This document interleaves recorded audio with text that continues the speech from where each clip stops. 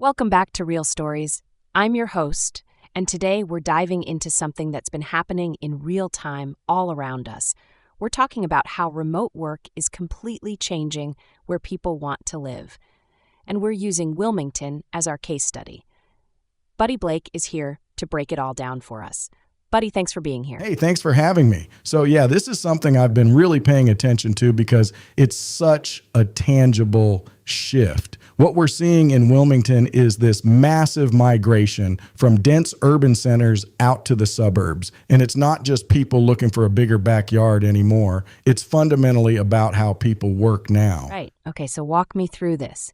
Because pre-remote work, the whole logic was you had to live close to your office, right? You had to commute, but now that's completely flipped. Exactly. That commute was this huge constraint on where people could live. You were basically stuck in a radius around your workplace. But when you can work from home, suddenly geography becomes optional. People started asking themselves, why am I paying premium prices to live in a cramped city apartment when I could get a house with space for the same money or less 30 minutes further out? And in Wilmington specifically, we're seeing that question get answered a lot. Oh, wow. So that's actually creating this wave of suburban growth. What does that look like on the ground? Like, are we talking new housing developments, businesses moving out there?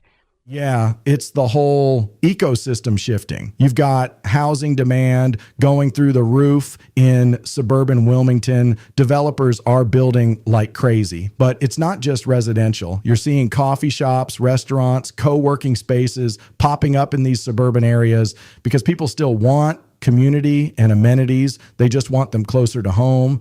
And employers are even starting to set up satellite offices in these suburbs because that's where their workforce is now. That's fascinating because it's like the suburbs are becoming their own thing instead of just being a bedroom community where people sleep and then drive back to the city.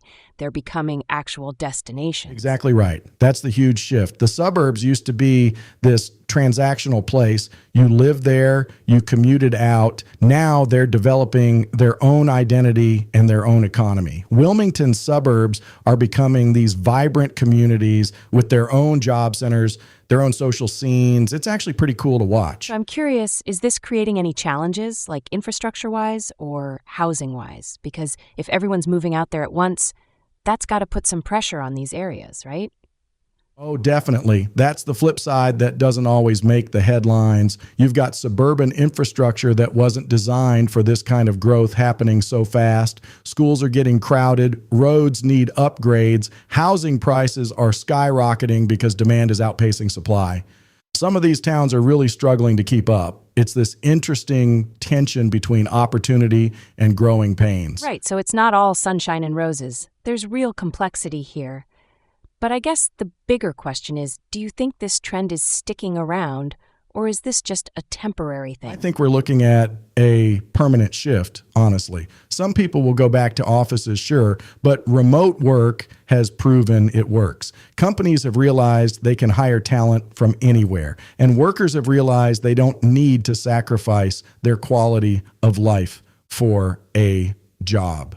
In Wilmington, I don't see that reversing. The suburbs are going to keep growing and evolving. The question is whether communities can manage that growth smartly. Yeah, that's the real challenge, managing it so it's actually good for people, not just chaotic growth for growth's sake.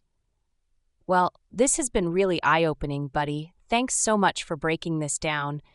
It's one of those things that's happening all around us, and it's good to actually understand what's going on.